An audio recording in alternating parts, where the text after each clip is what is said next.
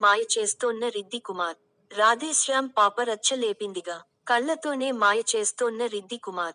చాలా కాలం గ్యాప్ తీసుకున్న తర్వాత యంగ్ రెబల్ స్టార్ ప్రభాస్ నటించిన రాధేశ్యామ్ సినిమాలో కీలక పాత్రలో కనిపించింది.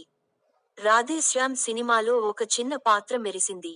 రిద్ది కుమార్. రాజ్ తరుణ్ హీరోగా నటించిన లవర్ సినిమాతో తెలుగు తెరకు పరిచయమైంది ఈ యంగ్ బ్యూటీ.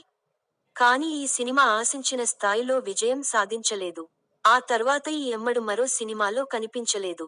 దాంతో ఈ ఎమ్మడిని మర్చిపోయారు. అయితే ఈ ఎమ్మడికి అవకాశాలు రావడం లేదు. ఇప్పటివరకు మరో తెలుగు సినిమా చేయలేదు. అందం అభినయం ఉన్న తెలుగు దర్శకులు ఈ చిన్నదానికి ఛాన్స్ ఇవ్వడం లేదు.